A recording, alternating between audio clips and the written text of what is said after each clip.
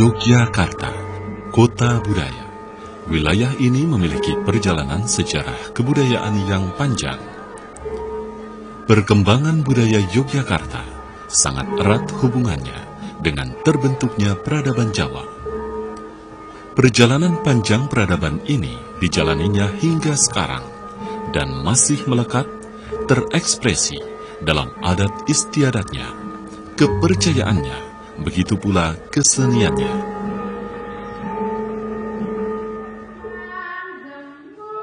Eksistensinya secara kasat mata bisa dilihat dengan keberadaan istana-istananya. Untuk Keraton Yogyakarta, dalam perkembangannya, adat istiadat budaya adalah merupakan kesepakatan bersama antara sultan dan rakyatnya.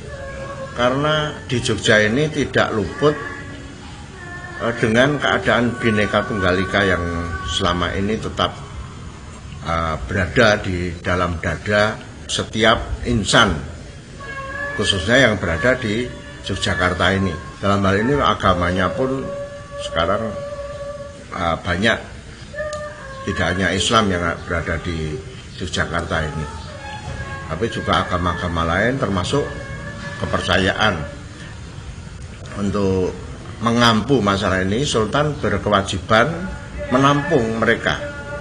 Karena selain Sultan juga bergelar Panotogomo, juga bergelar sebagai Khalifatullah. Jadi kalau yang berada di Yogyakarta itu kalau mau ya silahkan ke Islam, kalau enggak ya kita jangan sampai merugikan keislaman yang ada di Yogyakarta ini. Seperti yang dikatakan almarhum Kanjeng Sunan Kalijogo,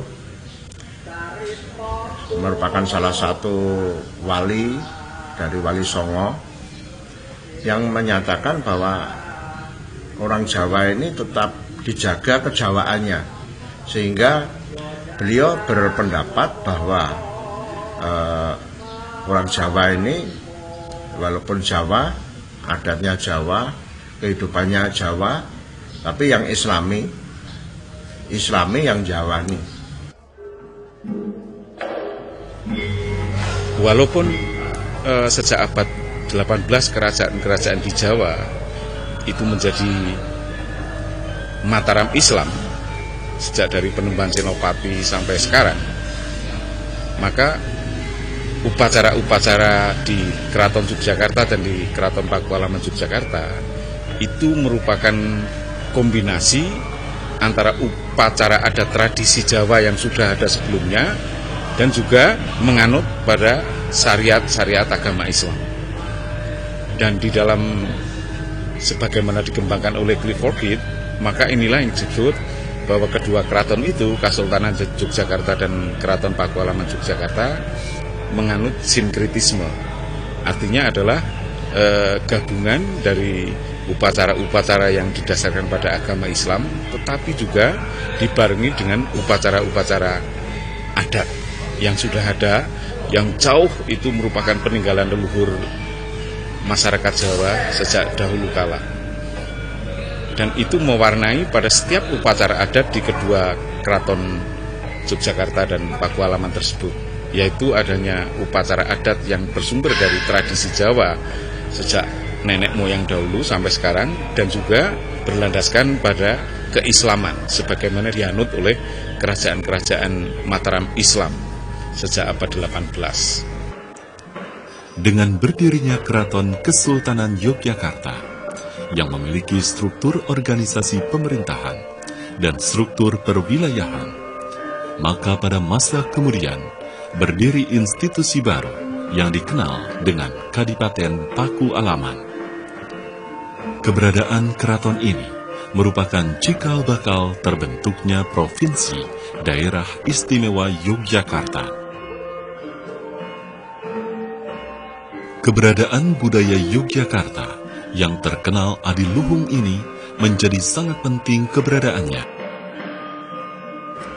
Dan pada tanggal 14 hingga 16 Juli 2011 diadakan Gelar Budaya Yogyakarta di Bangsal Sewatama, Istana Pura Pakualaman. Gelar budaya ini adalah merupakan rangkaian dari Festival Kesenian Yogyakarta, di mana Festival Kesenian Yogyakarta adalah menampilkan kreasi-kreasi dari para seniman, sedangkan gelar budaya ini adalah tarian ataupun upacara adat tradisional. Gelar budaya Yogyakarta ini merupakan salah satu wujud upaya dalam mencapai visi pemerintah daerah, khususnya dalam hal pelestarian dan pengembangan kesenian tradisional. Karena bagi kami, kesenian tradisional adalah salah satu bentuk untuk membuat benteng ketahanan budaya, tentu saja dari pengaruh-pengaruh global. Mengapa kami menampilkan seni-seni tradisional ini? Karena dalam kenyataannya kesenian yang adiluhung itu memiliki nilai-nilai kearifan, nilai-nilai keagungan lokal yang sangat boleh jadi tidak dimiliki di tempat lain, sehingga pada akhirnya nanti akan menjadi daya tarik wisata tersendiri. Gelar budaya Yogyakarta ini adalah sebagai aktualisasi dalam memposisikan Yogyakarta sebagai pusat kebudayaan. Berbicara tentang potensi lokal, tentu untuk Yogyakarta sumbernya adalah Keraton Kasultanan Yogyakarta dan Keraton Kadipaten Pakualaman. Dan inilah yang menginspirasi program ini untuk mengangkat kembali potensi lokal, adat istiadat, maupun seni-seni klasik yang ada di kedua keraton tersebut. Ini juga sekaligus untuk mentransformasikan nilai-nilai tradisi kepada masyarakat di tengah arus globalisasi yang terus melanda di masyarakat kita. Globalisasi, modernisasi itu perlu diimbangi dengan penguatan potensi-potensi lokal, terutama adat istiadat dan kekayaan seni-seni tradisi, terutama klasik, yang bersumber dari Istana Kasultanan Yogyakarta dan Istana Kadipaten Pakualaman Yogyakarta. Untuk gelar budaya Yogyakarta pada tahun 2011 ini ditampilkan upacara adat dan kesenian klasik, terutama tari-tari klasik.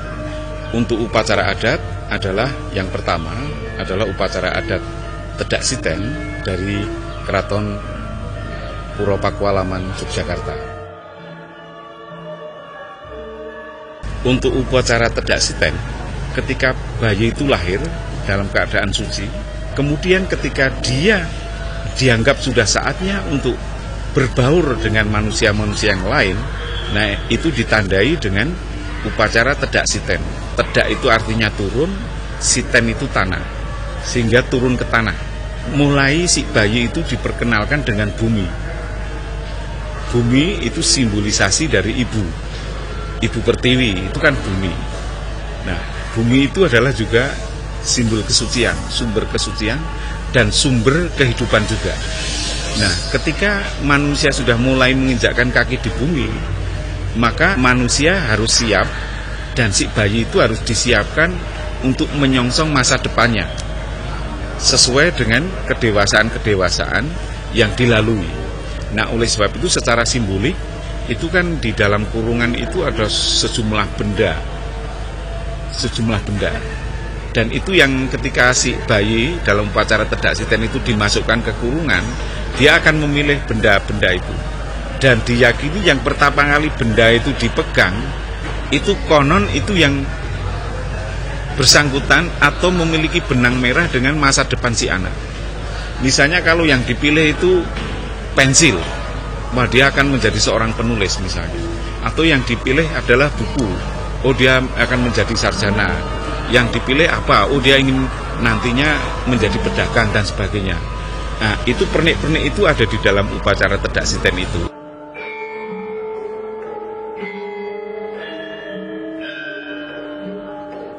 Dan yang kedua adalah upacara Kitanan dari Keraton Kasultanan Yogyakarta. Supitan atau hitanan di Keraton Yogyakarta merupakan perpaduan antara tradisi upacara adat Jawa dengan agama Islam. Hitanan itu sendiri, pelaksanaannya mengandung dua hal. Pertama, berhubungan dengan kesehatan si anak untuk menuju kedewasaan. Dan kedua, berhubungan dengan kewajiban dalam agama Islam bagi anak laki-laki Muslim. Di lingkungan keluarga keraton, upacara hitanan dilaksanakan dengan serangkaian upacara yang disertai sesaji tertentu untuk tujuan mendapatkan keselamatan. Pelaksanaan hitanan biasanya, anak yang dihitan berada dalam bangunan kecil yang disebut kerobongan.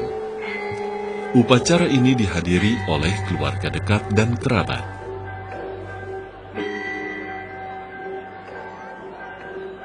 Untuk kesenian klasik yang ditampilkan pada Gelar Budaya Yogyakarta tahun 2011 ini, yang pertama adalah tari bedoyo Angron Agung dari Puro Pakualaman.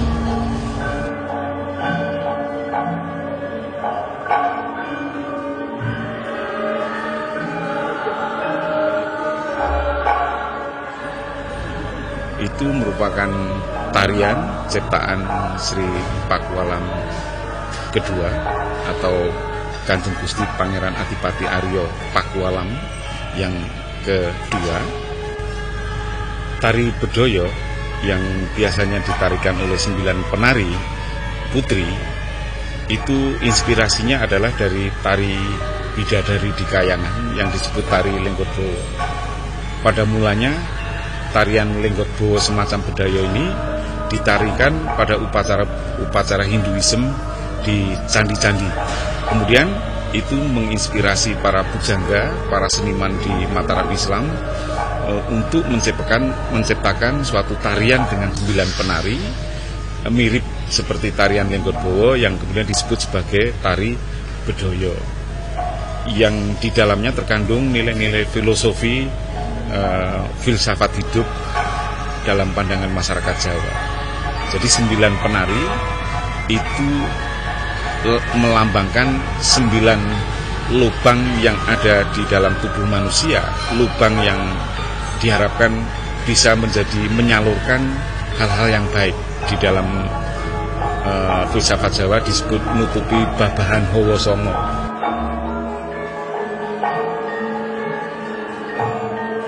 Tari bedoyo kemudian menjadi tarian monumental di Istana Mataram, baik di Keraton Kasultanan Yogyakarta, Keraton Pakualaman, dan juga Keraton Kasunanan dan Keraton Mangkunegaran. Kali ini tari bedoyo Angron Agung adalah yang hidup, dilestarikan dan dikembangkan di Istana Kadipaten Puro Pakualaman. Sebagaimana sudah disebut tadi, bahwa sejak Pakualam ke-7 menjadi menantu Sri Sunan Pakubono ke-10, maka di lingkungan Istana Puro Pakualaman terjadi akulturasi antara seni budaya Surakarta dengan seni budaya Yogyakarta. Dari aspek teknik tari misalnya, atau beberapa gending karawitan, itu nampak sekali adanya percampuran dua gaya seni tersebut. Lalu kemudian bahwa cerita dari bedoyo Angron Agung itu bersumber dari cerita Panji. Oleh sebab itu sama seperti cerita-cerita Panji yang lain dalam bentuk-bentuk drama tari atau sendera tari, maka di dalam cerita Panji tersebut menggambarkan petualangan Raden Panji yang mencari kekasihnya Dewi Sekartaji. Akan tetapi karena penyajian tari bedoyo itu bersifat simbolik, maka berbeda dengan bentuk drama tari yang naratif, yang dibagi dalam adegan per adegan. Nah, di dalam tari bedoyo tidak dibagi dalam adegan per adegan. Jadi cerita itu bisa diikuti lewat syair-syair tembang yang dinyanyikan oleh para vokalis yang duduk di karawitan, di gamelan, Wiroswara dan Pesinden, dan merekalah yang menceritakan tentang kisah itu. Karena secara simbolik, maka secara koreografis bagi masyarakat awam, penonton awam sulit untuk mengikuti cerita itu kalau tidak mendengarkan syair-syairnya. Itulah simbolik dari tari bedoyo.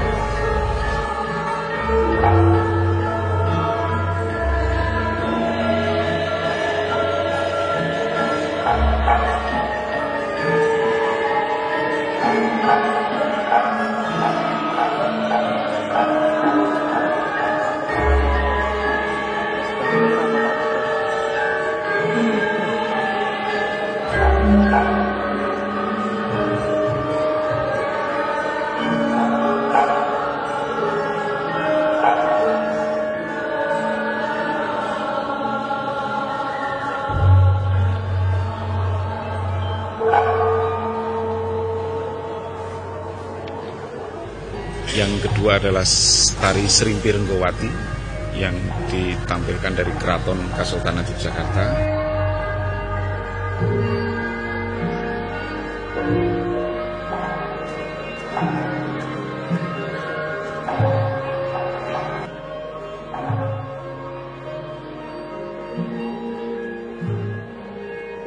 Untuk tari Serimpi Renggowati itu adalah karya Sri Sultan Hamengkubuwono kelima. Jadi tari serimpi di keraton itu biasanya disajikan dengan 4 penari. Tetapi khusus untuk Serimpi Renggowati ditarikan oleh 5 penari putri. 4 sebagai penari serimpi dan 1 adalah figur sebagai penari Renggowati. Tari ini tergolong tarian pusaka di Keraton Yogyakarta. Oleh sebab itu, pada setiap pementasan tari Serimpi Renggowati selalu diadakan sesaji-sesaji tertentu, doa-doa tertentu. Tema ceritanya adalah bersumber dari serat Angling Darmo. Diceritakan bahwa Angling Darmo menjelma menjadi burung meliwis putih yang tertarik dengan seorang gadis yang bernama Dewi Renggowati yang masih berusia belum akil balik, jadi masih belasan tahun.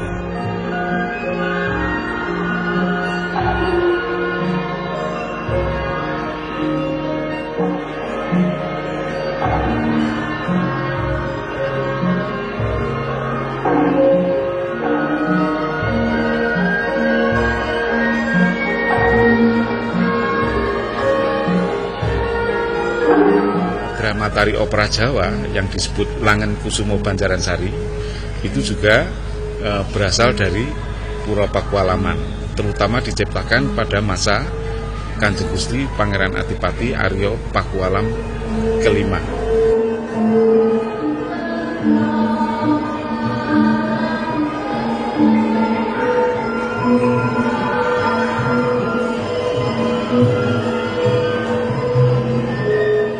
Ceritanya bersumber dari Babat Sigaluh.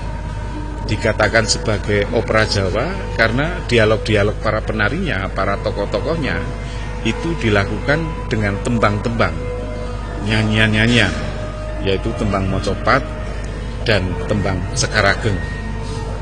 Nah, oleh sebab itu berbeda dengan drama tari prosa sebagaimana di dalam wayang orang. Nah, cerita dari Langen Kusumo Banjaransari bersumber dari Babat Sigaluh. Ada hubungannya dengan Jawa Barat sebenarnya. Seni pertunjukan ini merupakan lelangan atau hiburan yang diperagakan oleh beberapa abdi dalam wanita yang masih kanak-kanak yang disebut kepara alit. Drama tari berdialog tembang ini berkisah tentang perjalanan atau pengembaraan Raden Banjaransari yang diiringi oleh abdinya yang bernama Ujung Kelan. Perjalanannya sampai di wilayah Kerajaan Sigaluh yang diperintah oleh Raja Putri bernama Rayung Wulan.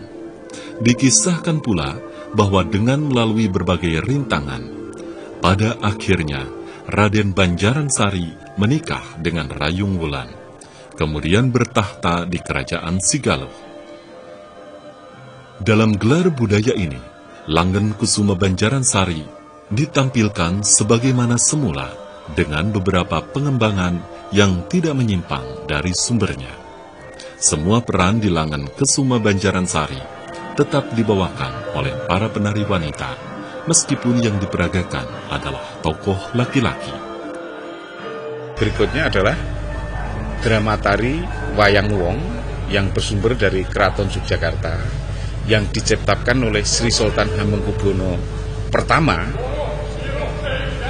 pada tahun 1757 sampai 1790. Dan Wayang Wong ini menjadi karya seni monumental karena sampai sekarang itu masih hidup dan dikembangkan dan dipentaskan pada upacara-upacara tertentu, misalnya memperingati penobatan raja atau memperingati kelahiran raja.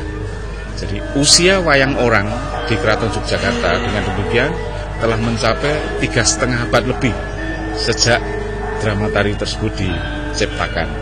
Nah, kali ini ditampilkan di dalam Gelar Budaya Yogyakarta tahun 2011, wayang orang dengan cerita Prabu Rama Jumeneng Ratu atau Jumenengan Prabu Rama. Jadi Prabu Rama naik tahta menjadi raja di Ayodhya dengan segenap bala tentara kera dengan Hanuman sebagai senopatinya.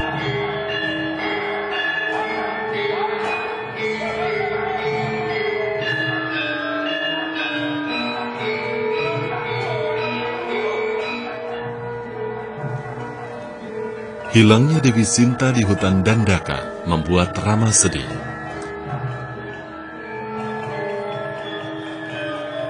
Tak lama kemudian, Rama memperoleh berita bahwa Sinta dibawa Raja Alengka, Dasamuka. Dari burung Jatayu yang dalam keadaan sekarat, akibat berperang dengan Raja Alengka dalam usahanya merebut Dewi Sinta. Pada saat yang sama, Anoman sedang mencari Rama untuk membantu Sugriwa yang sedang berupaya mengalahkan Subali. Rama membantu dan mewujudkan keinginan Sugriwa mengalahkan Subali.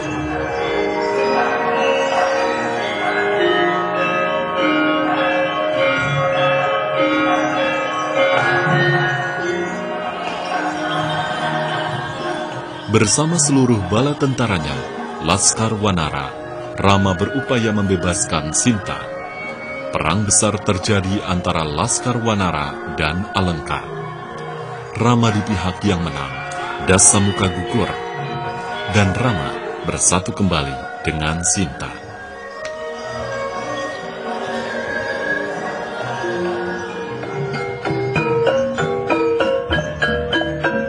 Dalam Gelar Budaya Yogyakarta, digelar kesenian rakyat di alun-alun Swandanan, Pura Paku Alam. Eksistensi kesenian rakyat adalah bagian dari kebudayaan yang berkembang di masyarakat, baik yang berada di kota maupun desa.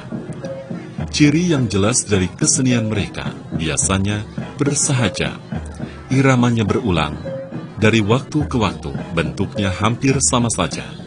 Untuk itu diperlukan peranan yang dominan dari pemerintah dan keraton sebagai pusat kebudayaan. Kesenian rakyat mempunyai potensi besar untuk dikembangkan, direvitalisasi, sehingga kesenian rakyat bisa menjadi tontonan yang menarik, dan pada akhirnya akan membuat pelaku kesenian rakyat mempunyai rasa percaya diri yang tinggi. Dan rasa percaya diri bagian penting untuk menghadapi arus globalisasi.